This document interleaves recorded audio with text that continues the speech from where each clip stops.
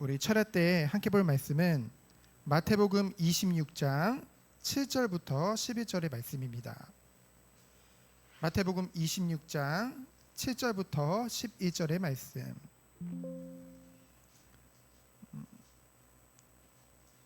우리 다 같이 합독하도록 하겠습니다.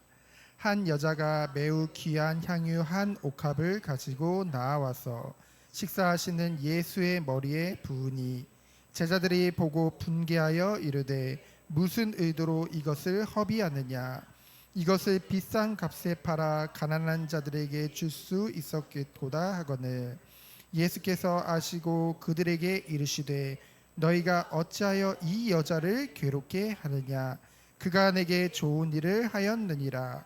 가난한 자들은 항상 너희와 함께 있거니와 나는 항상 함께 있지 아니하리라. 아멘.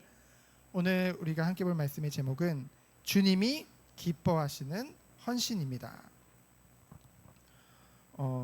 마태복음 25장 내용은 우리가 자주 봤던 거기 때문에 한번 읽어보시고요. 오늘은 마태복음 26장을 함께 볼 텐데요. 우리가 살고 있는 이 나라는 대한민국이죠. 대한민국은 세계적으로 봤을 때 아무리 서양 사람들이 우리를 아시아인이라고 무시하려고 해도 이제 국제적으로 봤을 때 이미 대한민국은 선진국입니다. 그래서 우리나라 사람들이 많이 유럽이나 이런 나라들을 동경하기도 하지만은 사실상 그 나라 중에서도 우리나라보다 잘 사는 나라를 뽑으라고 한다면은 이제 5손가락 정도밖에 없을 정도로 우리나라는 지금 국가적으로 봤을 때는 굉장히 잘 사는 나라가 됐죠. 그리고 실제로 해외 나가 보면은 우리가 익숙해서가 아니라 우리나라만큼 편리하고 살기 좋은 나라가 없습니다. 교통이라든가 여러 가지가 이제 지방까지 봐도 이제 골고루 이렇게 좀 발전된 나라가 우리나라입니다. 그래서 우리나라가 어느 나라보다 더 살기 좋다라고 얘기하면은 세상 사람들은 이렇게 얘기합니다. 단 돈이 있을 경우라고 얘기를 하죠. 물론 이해는 합니다.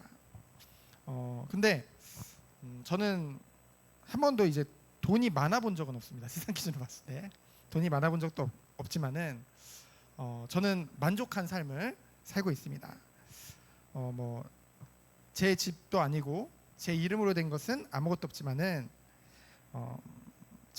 제가 이것을 제 의로 삼은 것이 아니라 하나님의 말씀을 알면 알수록 그 말씀을 통해서 하나님의 사랑을 깨달으면 깨달을수록 돈에 대한 욕심이 없어져요. 이 말은 뭘까요? 저도 욕심이 있었다는 거죠. 근데 갈수록 욕심이 없어지고 예전에는 좋은 자동차 보면 관심이 많이 갔었는데 요즘은 그것에 대한 관심조차도 없어지고 있어요. 심지어는 누가 저 차가 뭐라고 물어봤을 때 예전에는 사지도 않으면서 국내고 해외고 모든 차들을 다 알고 있었거든요. 근데 지금은 헷갈리더라고요. 저게 무슨 차지 하고. 그만큼 관심이 없어지더라고요. 저는 이것이 목회자로서 저에게 주신 하나님의 은혜라고 생각합니다. 왜냐하면은 지금 제가 말씀드리는 것은 돈이 악하다를 말하는 것이 아니에요. 또는 좋은 차가 나쁘다는 것을 말하는 것이 아닙니다. 내 집이 있어야 된다는 거, 그것이 가치 없다고 얘기하는 것이 아니에요. 그것이 아니라 우리가 지금 그리스도의 터 위에 세워진, 반석 위에 세워진 그 교회로 우리 한 사람을 부르셨고 하나님이 이 지상교회를 허락하셨잖아요. 근데 교회에서 물론 성도님들도 중요하고 중직자도 중요하겠지만은 결국 교회에서 가장 중요한 것은 목회자가 매우 중요합니다. 왜냐하면은 목회자가 그 말씀을 전달하기 때문에 결국은 말씀이라는 것이 굉장히 귀하잖아요. 그리고 교회에서 가장 중요한 것이 예배인데 그 예배를 이제 집례한단 말이에요. 그렇다고 한다면은 목회자만큼 중요한 역할을 맡은 사람이 없다는 것이죠. 그래서 역할이 매우 중요함을 지금 말하고 있습니다. 그럼 그만큼 어때야 돼요? 목회자는 교회의 모범이 되어져야 됩니다.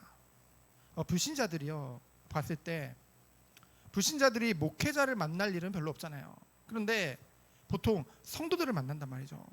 그러면은 목회자 불신자들이요, 자신들을 안 믿으면서 교회에 다니면 좀 그래도 달라지지 않겠냐라는 뭔가 그 기대감이 있다는 거죠. 근데요, 그래서 그들 또한 그래도 교회 다니면 우리보다 좀 더 윤리 도덕적으로 깨끗해야 되지 않겠냐, 그런 기대심을 가지고 있습니다. 근데요, 그거보다 더 높은 것을 목회자에게 당연히 요구하고 기대하고 있다는 것이죠. 이것은 저는 불공정하다고 생각하지 않고 당연하다고 생각합니다. 그래서 목회자는 당연히 거룩해야 되고, 목회자는 당연히 청빈해야 되는 거죠. 저는 지금 많은 부분에 있어서 회개하고 있습니다. 사람들이 저를 볼 때 그래도 나름대로 이제 우선 생긴 게 착하게 생겼다. 그래서 어떤 목사님도 그러시더라고요. 저를 보면은 우선은 성도들이 봤을 때 선하다는 생각을 가질 거래요. 뭔가 양심적으로 생겼대요. 그래서 그게 목회자로서는 굉장히 좋은 이점이다라고 얘기를 하더라고요. 자기는 그러니까 마음은 안 그런데 생긴 게 좀 그래서 뭐 그런 얘기도 하는데, 어쨌든 저는 무슨 말씀을 드리냐면요, 저도 나름대로 뭐 목회자답다, 뭐 나름 사람들이 이렇게 그래도 이렇게 목회자로서의 자세가 좀 보인다, 항상 정장도 입고 다니고 항상 뭔가 행동도 바르게 하고 뭔가 말을 할 때도 나름 매너 있게 하고. 근데요, 제 스스로 저의 과거를 봤을 때는 나도 죄인이고 탐욕까지는 아니지만은 청빈하지는 않았던 것 같아요. 그리고 많이 성경의 기준으로 봤을 때 많이 거룩하지도 않았다는 것을 발견하게 되어집니다. 그래서 정말 요즘은 회개하는 마음으로 주의 말씀 앞에서 이제 사역을 인도받고 있거든요. 그래서 하나님께서 은혜 안에서 정말 다시 이렇게 새롭게 시작할 수 있는 기회를 허락하시고, 정말로 우리가 마음을 다해서 주님께 감사하면서 인도받는다는 것이 저는 진짜 요즘 행복하고 기쁩니다. 그래서 저는 이렇다 저렇다 말하기보다는 조용히 하나님 앞에 나를 드리고 주님이 사용하시는 그 도구로 쓰임 받기를 정말로 원하다는 것이죠. 교회의 윤리 도덕적인 문제들, 불신자들이 교회를 향해 비난하고 비판하는 그 모든 것들이요, 결국 어디서부터 옵니까? 교회에 바른 가치가 세워지지 않을 때, 무엇에 마음을, 그 관심을 가지고 있느냐, 그것이 결국은 동기거든요. 오늘 본문을 통해서 이제 한 사건이 나옵니다. 사실은 어쩌면 사건이라고도 하기에는 너무나도 소소한 그런 일이죠. 하지만 예수님께서는 이 일을 통해서 아주 중요한 교훈을 우리에게 주고 계십니다. 뭡니까? 첫 번째로 6절에 7절을 보면은 값비싼 향유를 부은 여인이 나오죠. 6절에 보면은 예수께서 베다니 나병 환자 시몬의 집에 계실 때, 그 유대 사회에서 나병이라고 하면 문둥병이거든요. 문둥병에 걸린 집에 지금도 그렇지만 들어갈 수가 없었어요. 그러니까 뭐 여기서 말하는 것은 아마 왕쾌되었겠죠. 왕쾌된 그 사람의 집에서 있었던 일입니다. 7절에 보니까 한 여자라고 하는데요. 이 한 여자는 누구를 말하냐면은 이제 그 나사로, 그 죽었다가 살아난 그 나사로의 누이인 바로 마리아를 말합니다. 그래서 그녀가 어떻게 했대요? 매우 귀한 향유 한 옥합을, 한 근을 예수님께, 식사하시는 예수님의 머리에 부었다는 것이죠. 근데 이 시대에 여기서 말하는 한 옥합, 향유 한 옥합은 어느 정도의 가치가 있냐면요, 300데나리온이라고 합니다. 네, 이 데나리온이 하루 노동자의 이 땅이거든요. 지금으로 말하는 도시근로자의 땅. 그러면은 대략적으로 봤을 때 지금의 돈으로 환산을 하면은 대략 3천만 원이 넘는 돈입니다. 그것의 가치가 있는 것을 예수님이 식사하시는데 그 머리에 부었다는 거죠. 사실 이 여인은요, 그게 의미하는 것을 알고 한 것은 아닙니다. 그저 뭐예요? 최고의 것으로 그 예수님께 돌려드리고자 하는 그 중심을 가지고, 내가 가지고 있는 최고의 것을 가지고 예수님께 영광 돌리고자 하는 그런 의미로 드렸던 거죠. 근데 사실 이 유대 사회에서, 유대 관습에서 이 향유를 붓는 건 언제 붓냐면요, 그 죽은 자에게, 이미 사망한 사람에게 이제 장례 때 그때 향유를 붓게 되어져 있거든요. 근데 예수님은 살아계시잖아요. 그때 부었다는 거예요. 이것은 뭡니까? 자신의 최고로 생각하는 것을 순수한 마음을 드린 거죠. 여러분, 이것을 봤을 때 우리에게 최고의 것은 무엇입니까? 하나님 앞에 우리가 늘 헌신하는 마음이 있잖아요. 그런데 우리가 무엇을 드려야 되겠습니까? 남는 것을 드리겠습니까? 우리에게 최고의 것이 무엇이에요? 가치 있는 것이 무엇이에요? 여러분, 우리가요, 저도 자식이 있지만은 자식에게 주는 것이 아까운 부모는 아마 없을 것입니다. 왜 그럴까요? 사랑하기 때문에. 그리고 사랑하는 사람과 내가 가지고 있는 것을, 내가 가치 있다 생각하는 것을 공유하는 것을 아까워한다. 그거는 사랑하지 않는 거예요. 사실은 사랑한다고 한다면은 아깝지 않다는 거죠. 하나님께서 우리에게 베풀어 주신 사랑이 있어요. 누구를 통해서요? 예수 그리스도를 통해서. 그러면은 그 사랑을 깨달으면 깨달을수록 우리는 주님을 향한 사랑이 커질 수밖에 없다는 거죠. 그러면 우리에게 가장 가치 있는 것을 하나님 앞에 드릴 수밖에 없다는 것입니다. 근데 중요한 거는요, 누구에게 우리가 하나님을 향한 헌신이 누구를 통해서 누가 알아주기를 바라느냐. 여러분, 우리가 뭔가 내 사랑하는 사람을 위해서 뭔가 줄 때 다른 모든 사람들은 그걸 알아주는데 그 사람이 알아주지 않으면 당연히 섭섭했겠죠. 근데 반대로 다 알아주는데 이 사람만 몰라요. 그렇다고 한다면 그것이 뭐가 가치 있겠습니까? 그렇죠? 정말로 우리가 하나님 앞에서 헌신했다고 한다면은 섭섭할 게 없다는 것이죠. 사람이 인정해 주던 안 하던 상관없다는 것입니다. 정말로 우리가 하나님 앞에 참된 헌신을 했다고 한다면은. 그래서 두 번째로 뭡니까? 제자들의 관심이 8절부터 9절에 나오죠. 이제 요한복음에는 이제 가룟 유다만 이 행위를 보고서 분개했다고 했는데, 오늘 마태복음에 보면은 전체 제자들이 분개한 것을 우리는 보게 되어집니다. 물론 가룟 유다가 선동을 했겠죠. 하지만 제자들 또한 그들의 관심이 오직 물질에 있었던 거죠. 여전히. 그렇다 보니 그 가룟 유다의 선동에 휩쓸려서 함께 분개했던 것입니다. 그래서 뭐라고 해요? 어찌 이 귀한 것을 허비하느냐라고 그 여인에게 말을 합니다. 허비라는 말이 뭐예요? 헛되이 쓴다는 뜻이잖아요. 쓸데없는 것에 낭비한다는 뜻이잖아요. 그러면서 뭐라고 해요? 가난한 자를 도울 수 있거늘 어찌 이것을 허비하느냐, 이렇게 말을 하는 거예요. 물론 가난한 자를 도우라는 것은 성경 말씀에 무수히 많습니다. 그리고 마땅히 하나님의 사랑을 아는 자들은 당연히 가난한 자들을 도와야겠죠. 하지만 경건한 신앙심이라는 것은, 믿음이라는 것은 구제를 통해서만 드러나는 것은 아니라는 거죠. 하나님을 경외하는 것이 구제에 앞서는 것입니다. 그래서 고린도전서 13장 사랑장에 이제 3절에 보면 뭐라고 했습니까? 내가 내게 있는 모든 것으로 구제하고 또 내 몸을 불사르게 내줄지라도 뭐가 없으면요? 사랑이 없으면 내게 아무 유익이 없느니라. 하나님을 사랑하지도 않고 예배하지도 않으면서 구제하는 것은 자기에게 아무 유익이 없다는 것이죠. 근데요, 가룟 유다를 비롯해서 이 제자들은요, 예수님의 구속사역의 그 위대하신 그 뜻은 깨닫지도 못했으면서 지금 뭐예요? 구제를 운운하고 있는 거예요.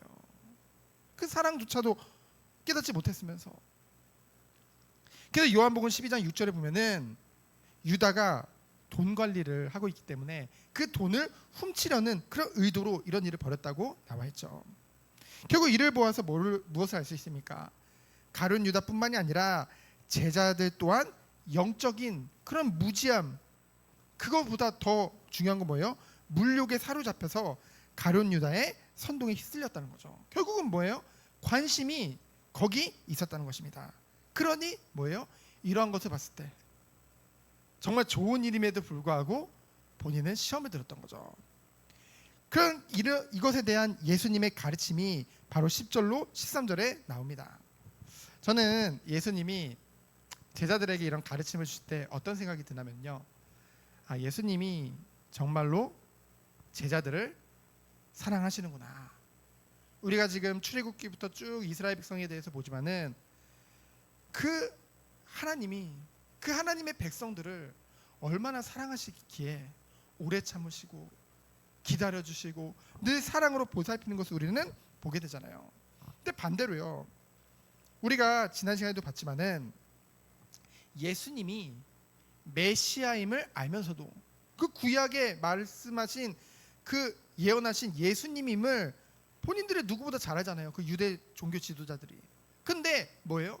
자기들의 기득권이 뺏길까봐, 자기들의 유익에 방해가 될까봐 알고도 어떻게 해요? 예수님이 하시는 모든 이들을 사사건건 방해하죠. 그때 예수님이 뭐라고 말씀하십니까? 이 뱀들아, 독사의 새끼들아, 이 마귀의 자녀들아 라고 그들을 말씀하시죠. 그러면서 그들이 결코 구원 얻을 수 없음을, 왜요? 성령이 하시는 것을 회방하였기 때문에. 그것을 지금 말씀하시잖아요. 그런데요, 이 제자들을 대하실 때는요 어떠십니까? 그들의 연약함을, 그들의 믿음 없음을 아시고 예수님은 물론 그것에 대해서 때로는 책망하시기도 하시지만은 그거보다 앞서서 그들을 사랑하기 때문에 오래 참으시고 그들이 어떻게든 바른 길을 갈 수 있도록, 마치 우리가 자식을 봤을 때 자식이 헛된 일을 하면은 뭐가 나갑니까? 잔소리라는 것이 나가죠. 근데 그 잔소리는 어찌 보면 가르침입니다. 부모의 사랑을 가지고 있는 가르침이라는 거죠. 그렇죠? 근데 자식들은 듣기 싫어하잖아요. 어쨌든 예수님이 정말 이 제자들을, 그리고 지금으로 말하면 우리 성도들을 얼마나 사랑하시고 얼마나 바른 길로 인도하시기 원하시는지 그 마음을, 그 중심을 우리는 느낄 수가 있습니다. 그래서 뭐라고 말씀하십니까? 10절에 보니까 예수께서 아시고, 예수님은 전지하신 하나님이죠. 그래서 그들의 의도를 바로 눈치채신 것입니다. 그러면서 뭐라고 합니까? 왜 이 여자를 괴롭게 하느냐. 이 괴롭게 하다는 말은 헬라어로 코포스입니다. 무슨 뜻이냐면요, 찢다, 그리고 쳐내리다, 배달한 뜻이에요. 그 뭐냐면요, 칼로 베는 듯한 심적 고통을 왜 주느냐. 순수한 마음으로 정말로 주님을 섬기고자 했던 마리아의 귀에 들린 제자들의 그 불평과 비난의 말들은 그녀의 심경을 매우 괴롭게, 어떻게 해요? 칼로 베는 듯한 고통을 주었다는 것이죠. 그것을 지금 예수님은 말씀하십니다. 그러면서 뭐라고 하세요? 내게는 좋은 일이다. 좋은 일은 헬라어로 칼론인데요, 무슨 뜻입니까? 고상하고 아름다운 일이라는 거죠. 마리아는요, 예수님께 인정받으려고 한 행동이 아니었습니다. 또는 제자들에게, 사람에게 인정받고자 하는 행동이 아니었어요. 그저 뭐예요? 그 마음, 순수한 마음에 예수님을 향한 그 사랑과 그 은혜가 너무 감사해서. 그래서 사람들은 착각하는 사람들이 많습니다. 하나님께 또는 교회에 헌신하고 하면서도요, 뭔가 돈만 많이 있으면 할 수 있는 그런 일이라고 생각하지만은 하나님은 그런 것을 받으시지 않습니다.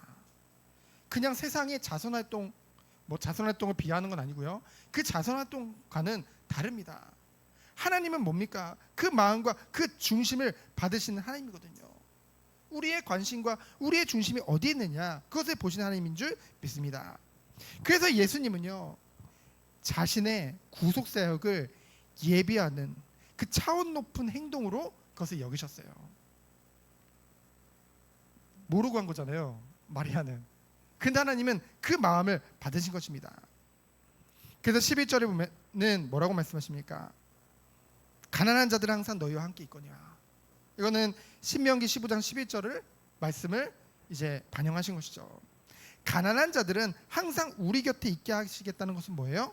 우리로 선행을 할 수 있는 기회를 계속 주시겠다는 하나님의 뜻입니다. 그런데요, 마가복음 14장 7절에 보면은 아무 때라도 원하는 대로 도울 수 있거니와 라고 마가는 얘기했거든요. 하지만 뭐예요? 예수 그리스도의 죽음을 예비하기 위해서 옥합을 깨뜨리고 부은 것은 다시는 올 수 없는 아주 특수한 상황이라는 거죠. 그래서 어떠한 구제 사업보다 더 크고 놀라운 구원 사역을 위한 행동으로 하나님이 받으신 거예요. 왜 그렇습니까? 12절에 유대 간습에 죽은 자에게 향유를 부었기 때문에. 그럼 예수님이 뭡니까?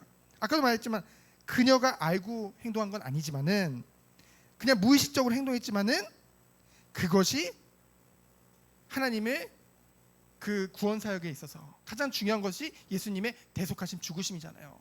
그것을 예표하는 것으로 예수님은 받으셨다는 거죠. 우리는 이것을 통해서 중요한 깨달음을 얻게 됩니다.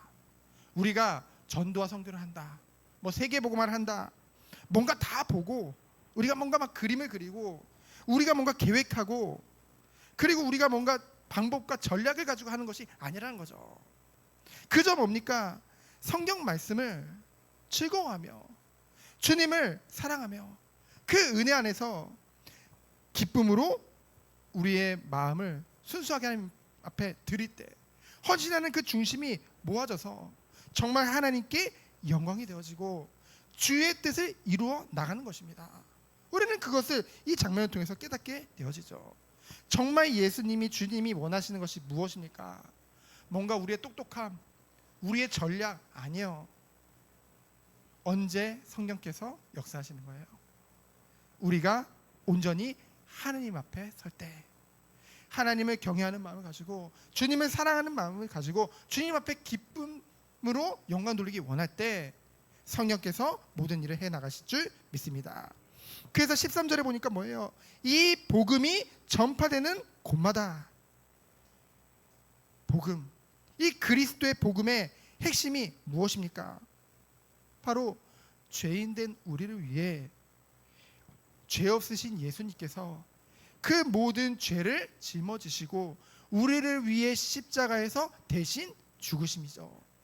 그래서 그 복음의 핵심은 죽으심입니다. 그런데 향유를 부은 그 마리아의 행위는 바로 그 죽음을 예표한다는 것이죠. 그러니 우리가 복음이 증거될 때마다 그 예수님의 죽으심을 말할 수밖에 없고, 그럴 때마다 이 마리아의 헌신을 말할 수밖에 없다는 것을 예수님은 지금 말씀하시고 계시는 줄 믿습니다. 그래서 오늘 말씀의 결론은 무엇입니까? 우리는 정말로 주님을 사랑하기에 주님을 기뻐하기 원하시죠. 그러면은 주님께 참된 헌신을 하기 원합니다. 그것이 어디부터 시작되는 거예요? 하나님을 사랑할 때, 하나님을 경외하는 마음으로 하나님 앞에서 우리가 뭐예요? 가장 가치 있는 것을 주님께 드릴 때, 그때 뭐예요? 하나님이 기뻐하시는 줄 믿습니다. 그래서 나를 높이는 것, 뭔가 사람의 인정 필요 없다는 거죠. 오직 하나님께 영광이 되어지는 그것에 우리의 전 일생을 드리는 우리 모든 성도님들이 되어지기를 예수 그리스도 이름으로 축원드립니다. 시간 기도합니다. 하나님 감사합니다. 우리의 마음과 중심을 다하여서 주님을 찬양하고 주님께 영광 돌리는 우리 모든 성도님들로 주께서 축복하여 주옵소서. 살아계신 예수 그리스도 이름으로 기도합니다. 아멘.